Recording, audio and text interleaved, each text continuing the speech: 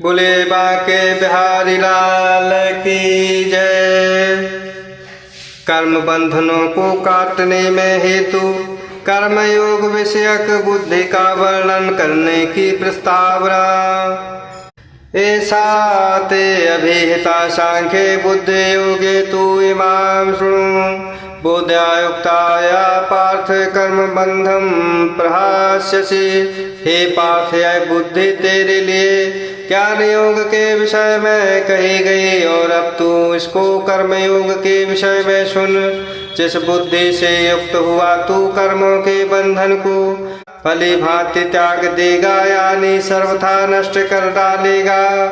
कर्म योग की महिमा का वर्णन नाय है अभिक्रम न शास्त्रे प्रत्यवायः न विद्यते।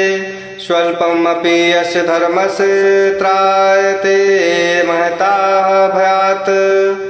और इस कर्म योग में आरंभ का अर्थात बीज का नाश नहीं है और उल्टा फल रूप दोष भी नहीं है, बल्कि इस कर्म योग रूप धर्म का थोड़ा सा भी साधन जन्म मृत्यु रूप महान भय से रक्षा कर लेता है।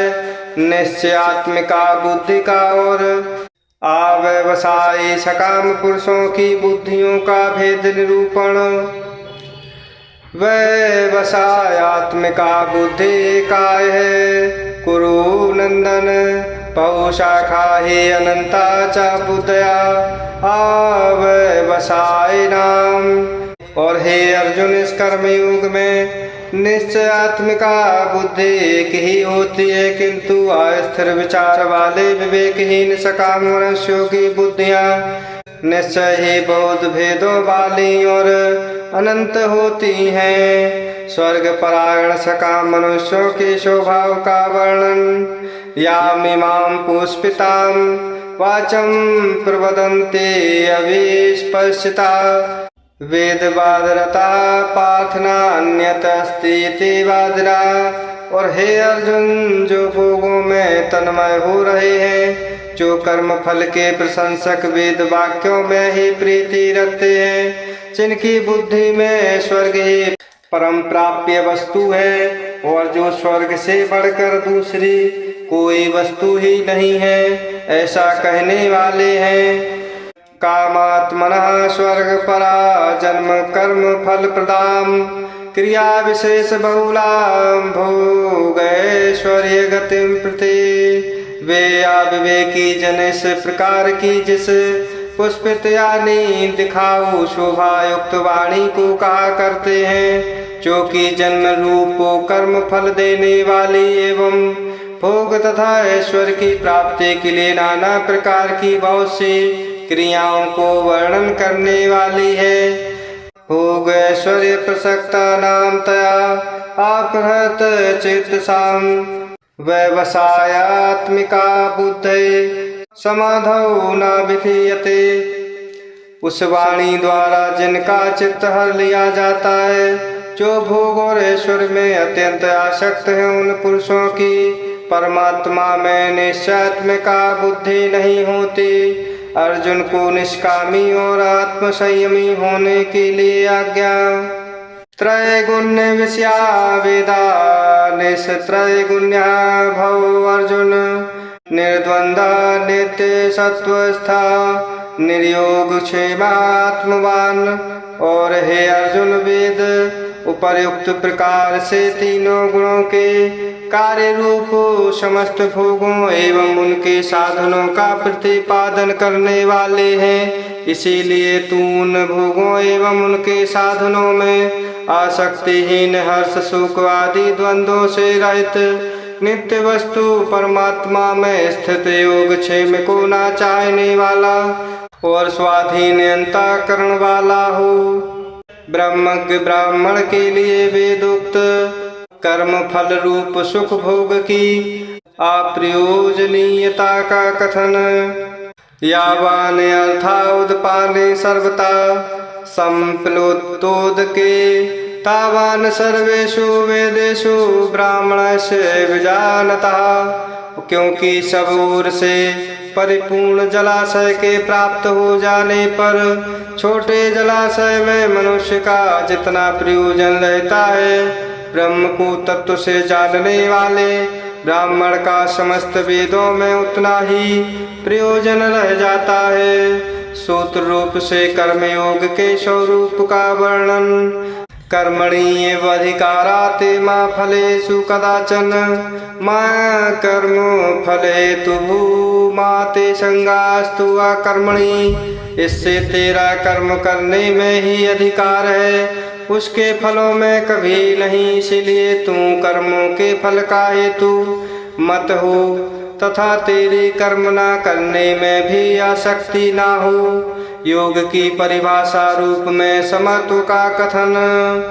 योगस्था कुरु कर्माणि संगम त्यक्त्वा धनंजय सिद्ध सिद्ध्यो समाभूत्वा समत्वं योगा उच्यते। हे धनंजय, तुम आसक्ति को त्याग कर तथा सिद्धि और असिद्धि में समान बुद्धि वाला होकर योग में स्थित हुआ कर्तव्य कर्मों को कर। समत्व ही योग कहलाता है। जो कुछ भी कर्म किया जाए उसके पूर्ण होने और ना होने में तथा उसके फल में संभाव रहने का नाम समत्व है। समत्व बुद्धि की अपेक्षा सकाम कर्मों को अत्यंत तुच्छ और फल चाहने वालों को अत्यंत दीन बतलाना। दूरेण ही अवरम कर्म बुद्धि योगात धनंजय बुद्धौ शरणम अनिवेक्ष्य कृपणा फल हेत्वा।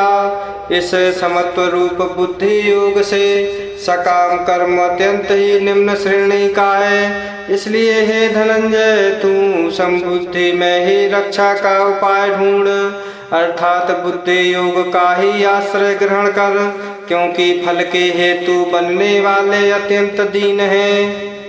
समत्व बुद्धि युक्त पुरुष की प्रशंसा कर अर्जुन को कर्मयोग के अनुष्ठान की आज्ञा देना तथा संभाव का फल अनामय पद की प्राप्ति बतलाना।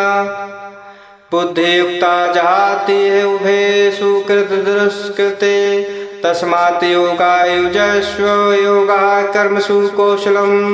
और संबुद्धि युक्त पुरुष पुण्य और पाप दोनों को इसी लोक में त्याग देता है, अर्थात उनसे मुक्त हो जाता है।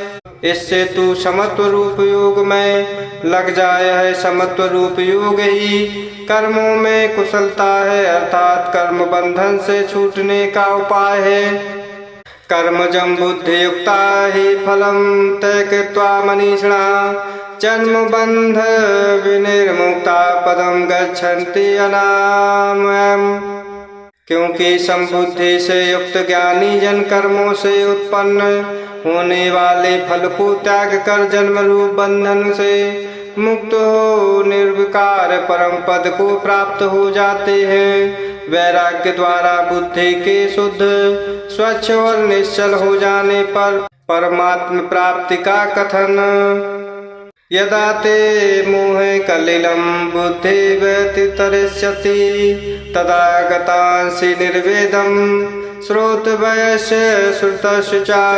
और हे अर्जुन, जिस काल में तेरी बुद्धि मोह रूप दलदल को भली भांति पार कर जाएगी, उस समय तू सुने हुए और सुनने में आने वाले इस लोक और परलोक संबंधी सभी भोगों से वैराग्य को प्राप्त हो जाएगा। श्रोते वे प्रतिपन्नाते यदा यथास्यति निश्चला समाधौ अचला बुद्धि तदा योगम अवाप्स्यसि। और भांति भांति के वचनों को सुनने से विचलित हुई तेरी बुद्धि जब परमात्मा में अचल और स्थिर ठहर जाएगी, तब तू योग को प्राप्त हो जाएगा, अर्थात तेरा परमात्मा से नित्य संयोग हो जाएगा। स्थिर बुद्धि पुरुष के विषय में अर्जुन के 4 प्रश्न। बोले बांके बिहारी लाल की जय।